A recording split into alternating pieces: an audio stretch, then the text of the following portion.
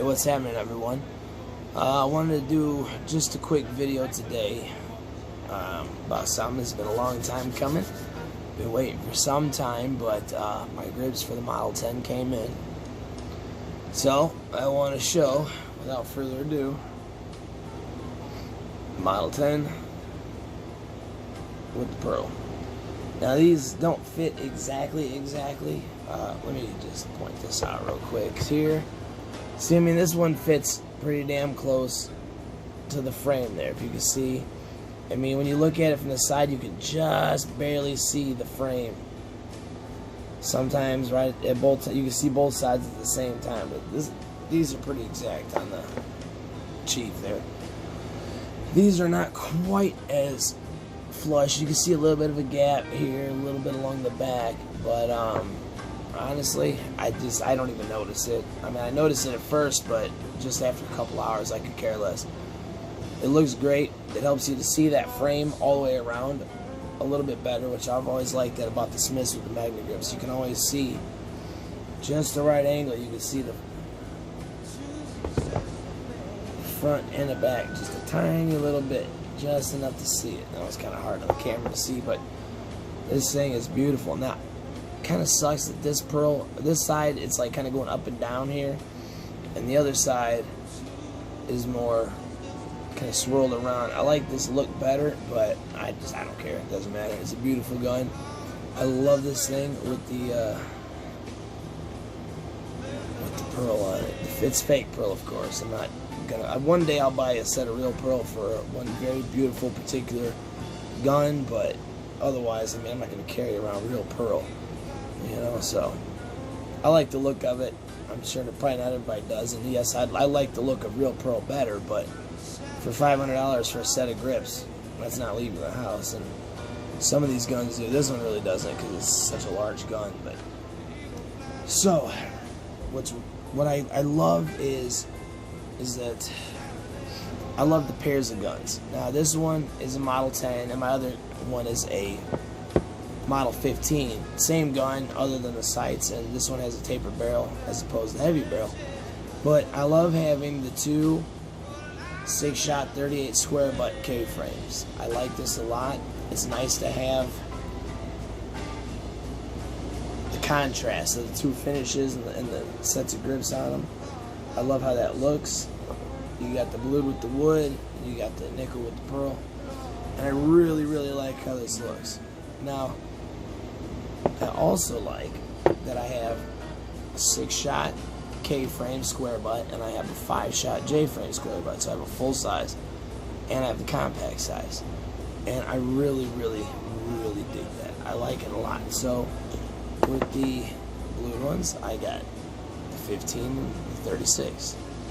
So I have a full size and a compact size of blued with the wood. There's plenty other models of Colts and a lot of Smith models that I'm going to end up eventually getting. And I'm going to have them all like this. I'm going to have blued ones with the wood, and I'm going to have nickel with the fake pearl. And I just want to have like a nice, like, you know, 6 blued ones, like a Model 19 snubby, 586 snubby blued, the blued 19, the 15 blued, a Model 12 blued, Model 10 square butt, a Model 10 round butt, at least one of the two. The 36, a Model 31, which is just like this, but a 6-shot 32 long coat. The 49, it's got the shrouded hammer, and a Model 40.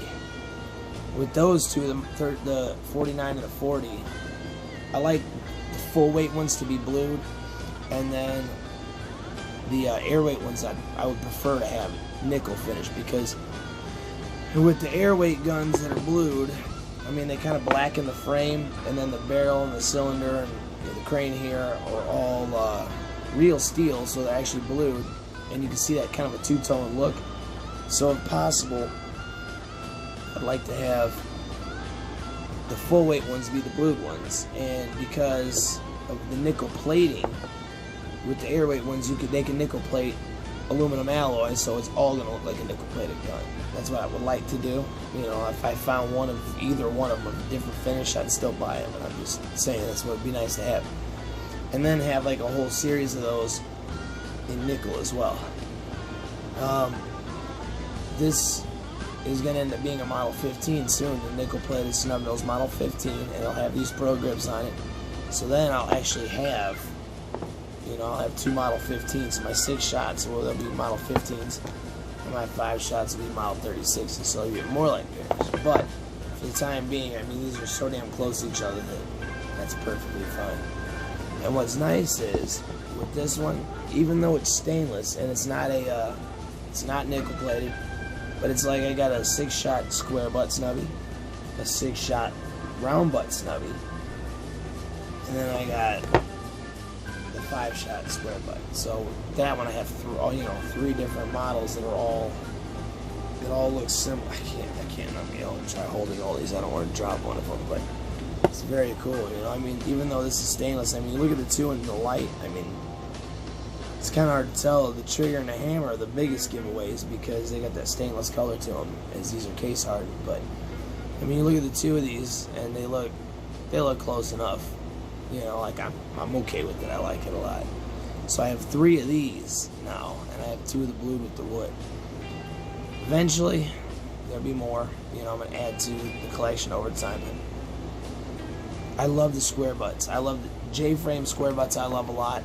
The bodyguards and Centennials only come in round butt, but most other models I can get. Oh yes, I would like to have a Model 34 as well. Snubby square butts, you know, blue one and the nickel one, the little 22s as well. But you know, any other J-frame like that that has a square butt option, that's what I want. I don't want the round butt ones. I love the square butt K-frames as well. These things feel just amazing in my hand. I mean, there's just so much. Sorry, that the game on. There's just so much to grab onto on both of them. Look how much sticks out of the bottom of them right there. I absolutely love the square butt. But I mean, I started off when I started buying Smiths. I wanted square butt J-frames, but I wanted like round butt K-frames, and then I ended up with my 15 first, and I fell in love with that square butt. I really, really, really like square butt. And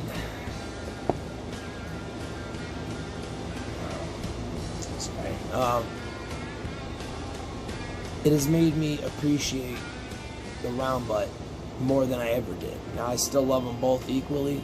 I do. I love both grips on these things equally. They're both very, very nice. This is easier to carry. This is harder to carry if you have unless you got like a hooded sweatshirt on or something, because that damn corner sticks out a lot. But it made me reappreciate the round butts, K-frames. You know, it's just they're very, very nice. But yeah, I just kind of want to show this off and show off I love it. I love this gun too. And I can't wait to have that Model 15. It's going to be amazing. But this thing has such an amazing trigger pull. It's just, you can feel it locking up. You really feel it when you just cock the hammer. That lockup is so nice. These two, I don't know, and the Model 15 probably have the best triggers, but I think these two probably have the smoothest trigger pull on any of them that I have so far. It still has an amazing trigger pull, but these other ones have a little bit wider, smoother triggers, and I like the serrated trigger better. But I don't know, these two just feel a little bit smoother, the 64 and the Model 10. So, for anyone out there that doesn't know, this is a stainless version of this. Pretty much the same gun, just stainless, regular finish. And then this is a Target version of this gun. So all 3 of these K-frames are pretty much all the same gun, just with one minor tweak compared to the other. Or in this case, you got the round butt too, and the stainless finish. But you know, they're all pretty much based off the same gun. They're all based off of the Model 10.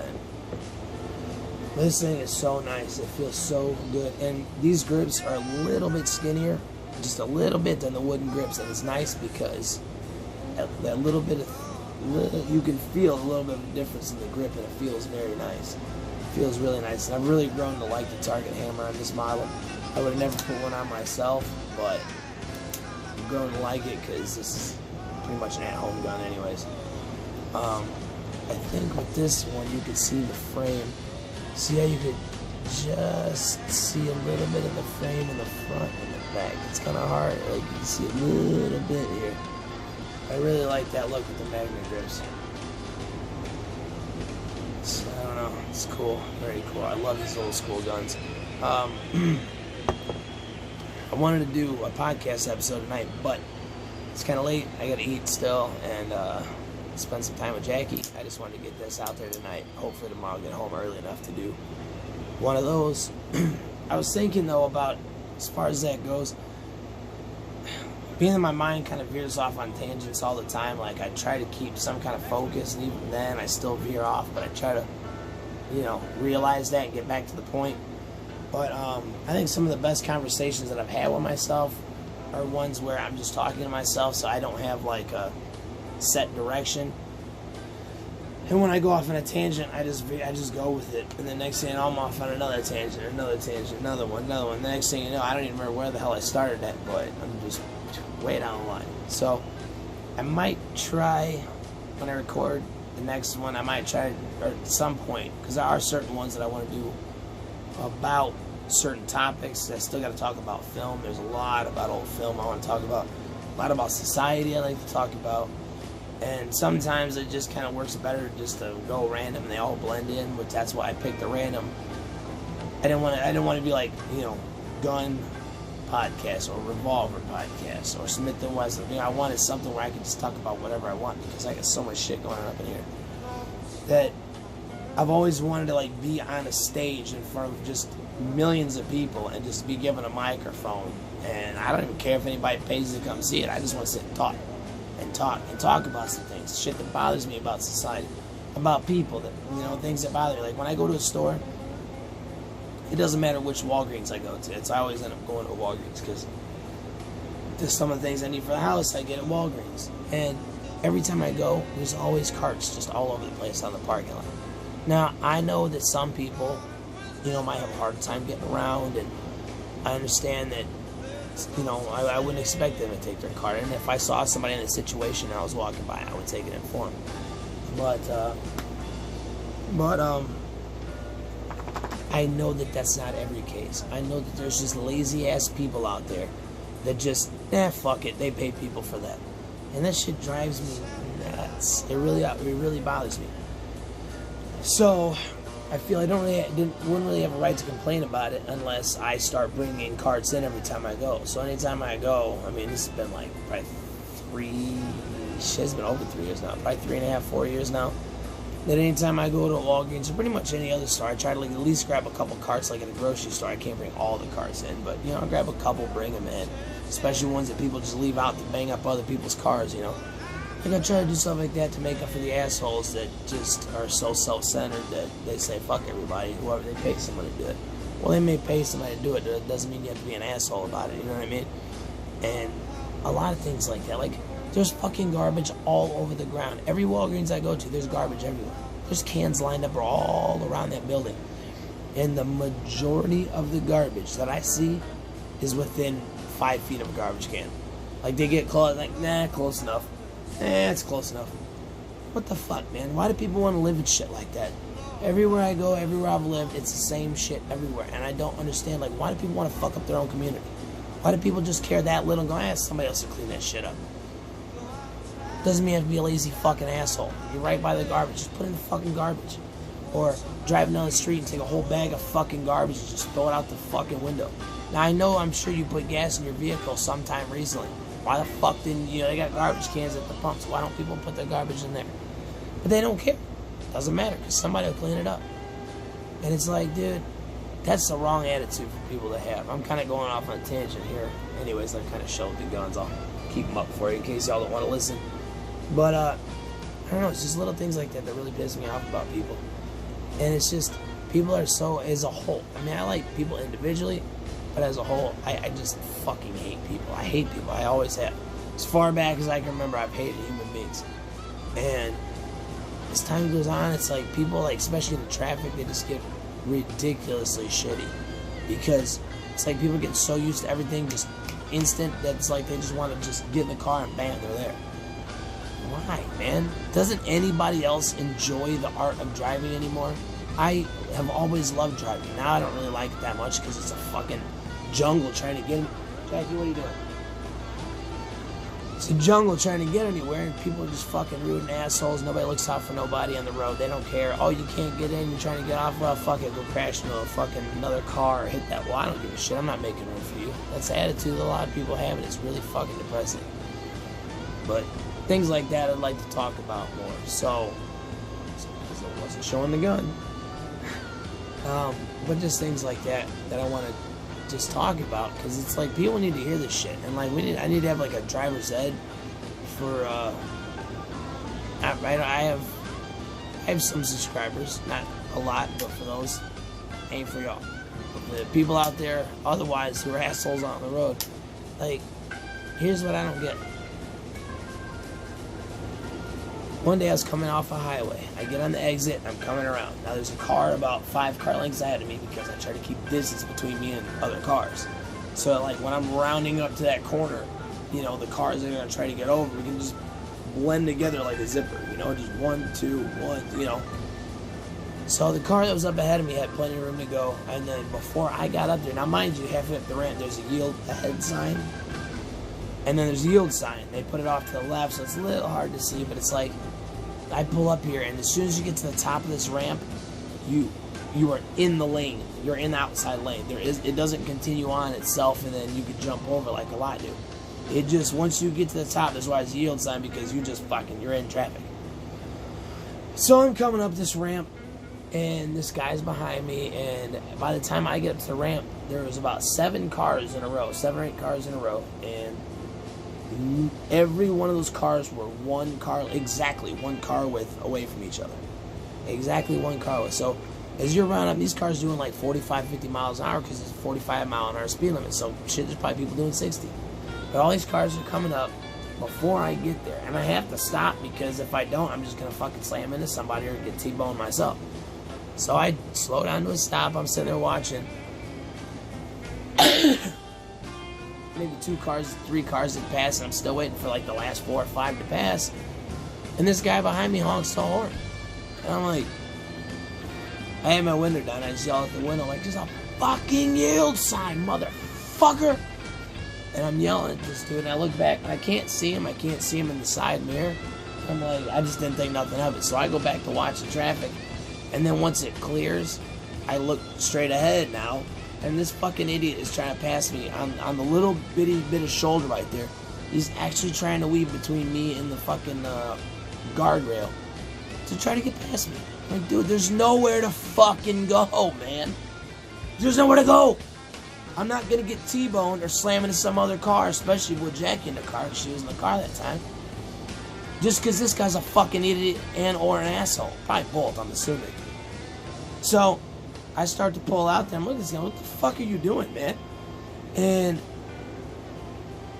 I start to go, and I just jumped over to the inside lane because there was no cars coming. I knew this dumbass was going to just shoot out in the fucking outside lane. Jack, what are you doing, man? So I opened up my back window of my truck, and I looked at the guy, his window's down. I was like, dude, there's a fucking yield sign, man. What do you want me to do? And this guy looks at me and goes, I fucking snapped. I had to keep it somewhat. Like, I didn't want to start having a shootout with the guy with Jackie in the car, but motherfucker, I was so pissed. So I yelled a few more times, flipped him off, and did my get the fuck away from me maneuver, which works every time. I'm not gonna say what that is, because for legal reasons, but I just don't understand it. Like, dude, what do you not understand about a fucking yield sign, for starters? 2, I'm sure this dude's been on this ramp a million fucking times. I know he knows what's going on here. And you can see the cars are all in the outside lane. There's nowhere to go. At least 45 miles an hour. They're all doing the same speed, whatever it is. It's at least 45. With exactly one car width. I'm not gonna, now don't get me wrong. There's like 3 car widths between a car. As I'm coming up that ramp, as soon as I start on the ramp, I'm immediately looking over to where the road is so I can time it up. So as cars are coming along, like, I don't usually slow down on a ramp. at all. I look and see where the traffic is, and if I can see a big enough gap, I'll just punch it and just get myself right into that gap. You know what I mean? Now, if it's less than, you know, a 3 car length gap to where when I get in, there's at least a car length between me and the one in front and the one behind, which even that just depends. I probably still might even slow down, or just speed up and beat the first car, or slow down and let the second car go. But when there's a situation like that, I can't do nothing, man. There's nothing I can do. So I don't understand how does the guy have the fucking nerve to honk at me, and as he's going around me like, where are you going to go? There are still cars coming, man. You can't get out there without just getting nailed, dude. And these cars are coming fast, man. And like I said, I'm not the type to slow down. I'm like, when I get off my exit, like I said, as soon as I have to go underneath the bridge, because the one exit's on the other side and goes that way. It's just typical cloverleaf. So I have to go underneath the road, and I start hooking up. And as soon as I hit that curve, right as I start curving, I'm all the way looking way up over at the thing, watching to see the cars. And as I'm coming up, and I'm, you know, so they're kind of coming around this way as I'm curving around, and then I'm getting lined up with them, and I see where the opening is, and I, you know, punch it. I usually like to go a little bit faster, so if I have to slow down to get in, I can. But that way, if I have to go faster because people are dumbasses and don't leave enough room, then I'm already going faster than the car that's there, so I can get in front of them and just go. But, yeah, I don't know. I don't understand what this dude's problem is. And the guy actually, like, really, to this day, I bet you the guy still thinks that I'm the asshole there for fucking following the signs on the road. Because, you know, I'm sure he's just some unimaginably important person. And he just, fuck everybody. Everyone needs to get out of his way because, you know, he's far more important than anyone else around. Well, fuck him. You know, to me, there ain't nobody more, no one is better than, and no one is worse than anybody else. Now, there are some people do some fucked up shit. There are a few categories that, yes, they're fucking need to be shot. But, typically speaking, like, when I don't know somebody, like, I don't look at them like they're better than me, and I don't look at me like I'm better than them. We're both two fucking people trying to get through this fucking crazy circus that we call life. And for people to have that arrogant attitude, it really bothers me. It really bothers me. Anyways, I'm kind of ranting on here, but that's the kind of shit I want to talk about. And much more in depth than that. So, anyways, I'm just saying I might try to do like a random, like literally just start talking about one thing and just fucking go with it. And not try to keep any kind of order. Or, you know, if that kind of, I always listen to videos and watch them one time before I put them up. So, you know, it just sounds just too far. You know, maybe I'll just do something else instead. But I don't know. I'm just thinking about new stuff because there's so many things I want to talk about, and it's like there's so many things that interrelated, like music and television and society and everything. That all this shit's intertwined up here, and so it's easier to just not have one set thing to talk about, and I can do that. And there will be times where I'm going to want to talk about one thing in particular, but I think I might randomize it a little bit and just kind of follow the tangents instead of trying to jump back all the time. So, I don't know. This thing is badass. I love it. I love it. I've been waiting for something like this for so long. I've had the blue ones for a while. I've had these for a while now. I mean, this one's my first one. This one, I've had this for a year-ish. About a year or so. So I've had this pair for a while. But to not only have another pair, but to have a third one to throw in the mix. I mean, dude, this makes me very happy. But I'm not a materialistic person by any means. I don't really have shit. The only things I have aren't worth anything except to me, just because it's, you know, like my movie collection. That if I try to take that to a disc replay or something, they're gonna laugh at me and give me $5 for the whole thing, probably. Music collection, unless you find somebody that really is into the same shit, I mean, it's not really worth anything. You know, I got a bunch of books that I really like, but not worth nothing. The only thing I have that's worth a little bit are these, and I only have a handful of those. But these are one thing that just, it's a material item that makes me very happy. I enjoy them very much. They just, oh my God, they just feel so great. You know, and I've always been into old school stuff. TV and the music and the movies and all that, and a lot of the cars and things that I've liked. Old school, but finally one of the things that really pushed me over the edge and say, you know what? I'm like, as I started buying guns, I'm like, why the fuck do I like revolvers? These old school revolvers. I mean, this is old school, you know. This is some old school cool shit, you know. Humphrey Bogart, James Cagney, you know. Steve McQueen. I mean, this is the shit that people used back then. And it's like, why, like, jeez, why have I not been into these sooner? So, anyhow, that's why I like the revolver so much, because it's different. I mean, I don't personally know. Well, one of the guys that's on here that comments on some of the videos, I've talked to him. I'm pretty sure he carries revolvers. This guy, Sonny, I'm pretty sure he carries revolvers. But outside of him, I don't know. I mean, I don't know anybody that carries revolvers. The only people I know that carry guns, it's always some kind of polymer framed auto of some kind, usually Glocks and whatnot. And it's like, that's your thing. That's cool. But I just like to, like, you know, when people are talking about their guns or somebody shows a new gun, I'm like, check this shit out. You know, I was like, ooh. You know, nobody else that I know in person at all does shit like this. Now my godson's dad, and he will soon, but it's just, it's so different. That's what I love about it, is that it's different. If I had a shitload of money, you know what kind of car I'd buy? I say screw a Mercedes or a Cadillac or Lexus or Audi or fuck any of that shit. I don't want nothing to do with it. If I were given a Lamborghini, the only thing I want it for is to sell it so I can go buy an old muscle car. That's it. I have no use for a Lamborghini. I would not be caught dead driving in a Lamborghini. Seriously. If I died and somebody put my body inside a Lamborghini and they're trying to drive me around, I'd make sure that my ghost came back and opened the door so I'd roll the fuck out of it. I don't like them. I don't like new... There's not many new cars I do like. There's a couple, but not like luxury cars. Like the new Durangos are really cool.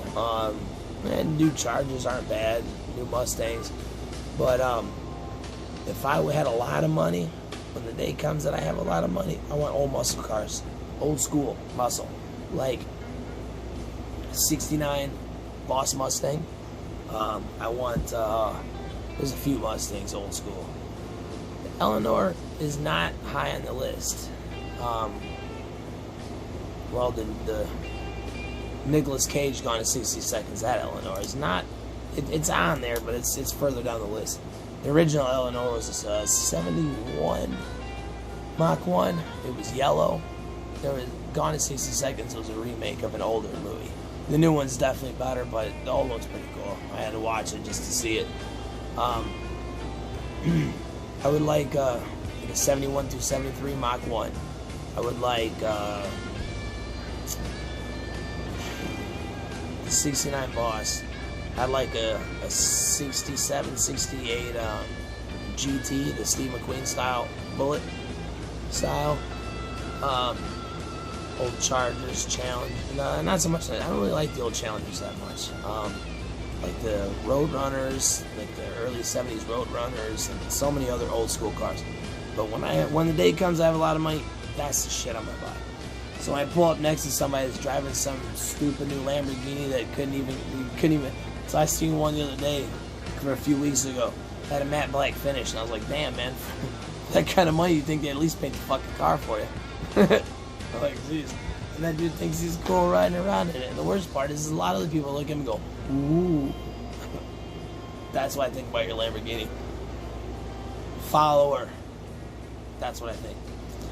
So I couldn't even tell you how when the day finally comes, I pull up next to somebody in a Ferrari or a Lamborghini, as long as it's, you know, a new one. If it's old school shit, that's cool. There's some like 60s Ferraris that are pretty cool. But, you know, see somebody in a new Lamborghini. Excuse me. Voice is fucked up. I've been talking a lot. But when I see somebody in the new Lamborghini and I pull up next to them and, you know, my 69 Boss Mustang, I don't even care if their car is faster. Because that shit doesn't have class, man. It don't have class. The 69 Boss Mustang, that has class. That's a classy fucking car. Like a 64 Continental hardtop, vinyl hardtop. That's a classy ass car with the suicide doors. You know, the old Chevelles, 69, 70, 71 Chevelles, like, that's a classy ass car. Not some new shit, I don't know. That's just how I feel about it. I mean, I know people like it, but that's why I don't like it. If everybody hated Lamborghinis, I would probably want one. But and I know not everybody hates the old muscle cars, but the majority of people were like, oh yeah, that's cool, but that's not for me. Good, it's for me. This is for me. This is for me, you know? This is for me. Jimi Hendrix, that's for me. Marlon Brando, that's for me. You know, that's the kind of shit that I'm into. Stuff that's been forgotten about, but just because it was forgotten does not take away any of the amazing, amazing shit that has already come and gone. Now everything's commercialized, and it's just not, I don't know, it's not the same. I was born in the wrong time, I guess, but the thing is, I don't mind being around now as long as I can bring some of that old school shit back. That's what I want to do. I want to make old muscle cars, old ones, cool again. I'm glad that they have new Challengers and Chargers and new Mustangs, and they're making, you know, like muscles making a comeback, but not good at. I'm happy that that's going on, but I love that old stuff, man. There's just something about those old muscle cars, and the sound that they make is fucking amazing. Like, seriously, that's one of the most beautiful sounds. I want a white noise. It sounds like an old, an old Mustang, late 60s, early 70s Mustang rumbling. That's what I want. I want to hear white noise. Fall asleep to that shit. So anyways, shit's gonna cut me off. So anyways, hope you like grips. If not, sorry, I like them. I just can't wait till I get that nickel-plated Model 15 so I can just have two Model 15s. I love these things. I love them. I love them. I love them. Anyways, y'all take it easy.